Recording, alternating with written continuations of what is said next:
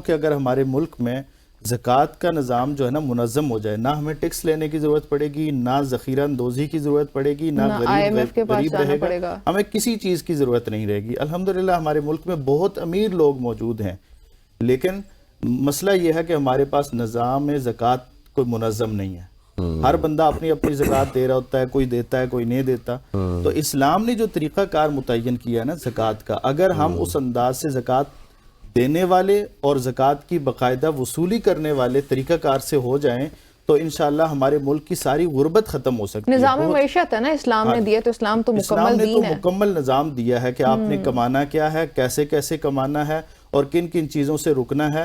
اور یہ تو فقہ میں ایک مستقل باب ہے کتاب البیوع کے نام سے، جہاں ایک ایک بیع اور خرید کے بارے میں بتایا جاتا ہے کہ یہ چیز آپ ایسے بیچیں گے، ایسے خریدیں گے، یہ چیز آپ ایسے بیچ سکتے ہیں، ایسے خرید سکتے ہیں۔ ہمارے ملک میں دو بڑے مسئلے ہیں، ایک تو سود سے ہم جان نہیں چھڑا پا رہے، اور ہمارے ادارے یہ کہتے ہیں کہ سود کے بغیر تو ہمارا گزارا نہیں ہے۔ تو یہ اللہ کے ساتھ ایک طرف ہم جنگ کر رہے ہیں۔ اللہ تعالیٰ تو قرآن میں فرماتے ہیں فَإِن لَمْ تَفْعَلُوا، کہ اگر تم سود سے باز نہیں آتے فَأْذَنُوا بِحَرْبٍ مِّنَ اللَّهِ وَرَسُولِهِ، پھر اللہ اور اس کے رسول کے ساتھ جنگ کے لیے تیار ہو جاؤ۔ اس میں ایک تو ریاست ہے جو کہ نظام چلا رہی ہے، پھر کچھ عوام ہے جو کہ سود میں ڈیل نہیں کرتے، مطلب کر سکتے ہیں جیسے، لیکن میں اپنی مثال ہوں، میرا کرنٹ اکاؤنٹ ہے، میں اس میں بالکل انٹرسٹ میں نہیں کرتا ہوں۔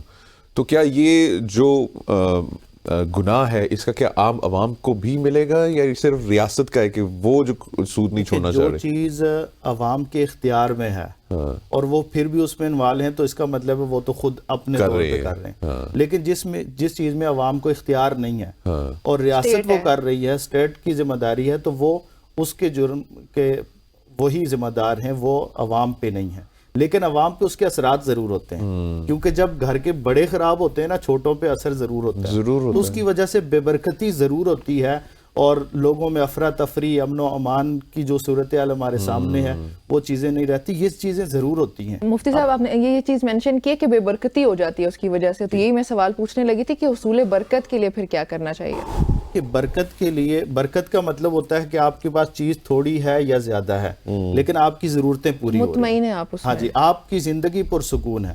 اور یہ کب ہوتا ہے؟ سب سے پہلی چیز کہ جب انسان رزق کے پیچھے نہیں بلکہ رازق کے پیچھے بھاگتا ہے۔ ہم نا بھاگتے ہیں رزق کے پیچھے، رازق کو بھول جاتے ہیں، جو ہمارا رزاق ہے جس نے ہمیں دینا ہے اس کو ہم بھولے ہوئے ہیں۔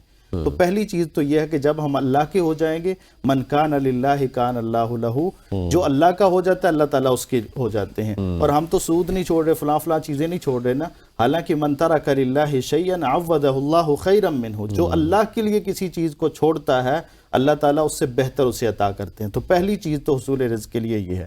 دوسری چیز ہے انسان کے اندر تقویٰ، کہ جہاں حرام چیز ہے وہ اپنے آپ کو بچا لے، کہ نہیں بظاہر تو مجھے مل رہا ہے لیکن یہ میرے رب کو ناراض کرنے والا ہے، تو انسان اس کو جب چھوڑتا ہے تو پھر بھی اس کی ضرورتیں پوری ہوتی ہیں۔ قرآن مجید میں اللہ تعالیٰ فرماتے ہیں وَمَن يَتَّقِ اللَّهَ يَجْعَلْ لَهُ مَخْرَجًا وَيَرْزُقْهُ مِنْ حَيْثُ لَا يَحْتَسِبُ، کہ جب کوئی اللہ سے ڈرتا ہے تو اللہ تعالیٰ اس کی پریشانیوں سے اسے نکال دیتے ہیں اور اسے وہاں سے رزق دیتے ہیں جہاں اس کے وہم و گمان میں بھی نہیں ہوتا۔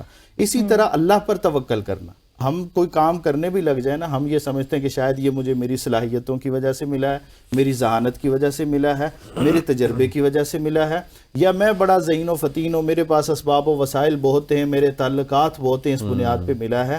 حالانکہ انسان جو بھی کر لے اللہ کی مرضی کے بغیر ایک رائی کے دانے کے برابر کوئی چیز حاصل نہیں کر سکتا۔ وَمَن يَتَوَكَّلْ عَلَى اللَّهِ فَهُوَ حَسْبُهُ، اللہ تعالیٰ فرماتے ہیں کہ جو اللہ پہ توکل کرتا ہے اللہ تعالیٰ اس کو کافی ہو جاتے ہیں۔ تو اللہ پر توکل کرنا بھی ضروری ہے۔ اسی طرح اللہ کے دیے ہوئے مال میں سے اللہ کے راستے میں خرچ کرنا، اس سے بھی برکت حاصل ہوتی ہے۔ بظاہر تو مال خرچ ہو رہا ہوتا ہے لیکن حقیقت یہ ہے کہ اس کا صلہ اللہ تعالیٰ برکت کی صورت میں اسے دے رہے ہوتے ہیں۔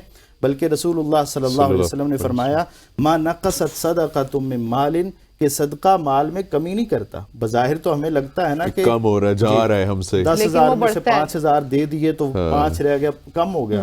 لیکن حقیقت یہ ہے کہ وہ 5,000 ایسے بابرکت ہو جاتے ہیں کہ اس سے انسان کی ضرورتیں پوری ہو جاتی ہیں۔ جب انسان حلال حرام کی تمیز نہیں کرتا پھر کیا ہوتا ہے کہ انسان کما تو بہت زیادہ لیتا ہے لیکن کہیں بیمار ہو گیا، کوئی بچہ بیمار ہو گیا تو اس پہ لگ گیا، ایکسیڈنٹ ہو گیا تو اس پہ لگ گیا، دنیا جمع کر کے ایک لمحے کا انسان کو پتہ نہیں۔ یہ ضرور بتائیں مولانا صاحب ہماری عوام کو کہ جو حرام کما رہے ہیں اور اپنے آپ کو تسلی دیتے ہیں کہ جی ہم مجبور ہیں، ہمارے خرچے پورے نہیں ہو رہے، یا واٹ ایور ایکسکیوزز جو وہ دیتے ہیں، ان کو بتائیں کہ حرام مال کیا ہوتا ہے، اس کی سزا کیا ہے، اور یہ الٹیمیٹلی آخرت میں تو اس کی اللہ پوچھے گا لیکن دنیا میں بھی حساب دینا پڑے گا۔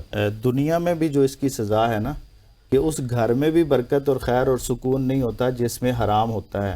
اور پھر انسان، ہم تو صبح و شام دعائیں مانگتے ہیں نا، اور ہم کہتے ہیں جی میری فلاں دعا عرصے سے مانگ رہا ہوں نہیں قبول ہو رہی، فلاں دعا کر رہا ہوں نہیں قبول ہو رہی۔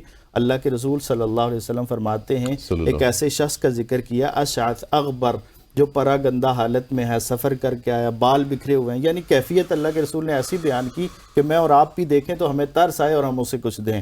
لیکن یہ بندہ ارحم الراحمین، جو سب سے زیادہ رحم کرنے والا ہے، اپنے رب کے سامنے ہاتھ اٹھا کے کھڑا ہے، یا رب کہہ رہا ہے، اے میرے رب، گڑ گڑا رہا ہے، رو رہا ہے، مانگ رہا ہے اللہ سے۔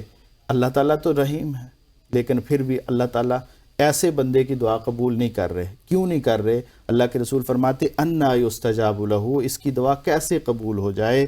مطعمہ حرام ومشربہ حرام وغذی بالحرام، اس کا کھانا حرام کا ہے، اس کا پینا حرام کا ہے، اس کی غذا حرام کی ہے، اس کا لباس، اس کا رہن سہن، اس کی ساری چیزیں حرام کی ہیں، تو اس کی دعائیں کیسے قبول ہو جائیں؟ تو آپ یہ سمجھ سکتے ہیں کہ اگر کھانا پینا اور یہ ساری چیزیں حرام کی ہیں نا، تو پھر انسان کی دعائیں تک قبول نہیں ہوتی، باقی عبادات تو دور کی بات ہے۔ اور پھر آخرت میں کیا ہوگا؟ اللہ کے رسول صلی اللہ علیہ وسلم نے فرمایا کہ وہ گوشت جو حرام سے پرورش پایا ہے، جو حرام کے ذریعے بڑا ہے، وہ آگ کا زیادہ حقدار ہے کہ وہ جہنم کی آگ میں جائے۔ تو ہم دنیا میں نا اپنی زندگی کو بہتر بنانے کے لیے یا لوگوں کو دکھانے کے لیے، مسئلہ سب سے بڑا ہمارا یہ ہے، ہمارے اندر کوئی ایسی غربت نہیں ہے کہ ہماری زندگی مشکل ہو رہی ہے، ہوں گے کچھ لوگ ایسے بھی، لیکن عموماً ہماری جو حالت ہے، اعمال کی وجہ سے اچھے بھلے کھاتے پیتے لوگ، لیکن کہہ رہے ہیں جی بس جی مہنگائی بہت ہے، ناشکری ناشکری ہے ہمارے اندر۔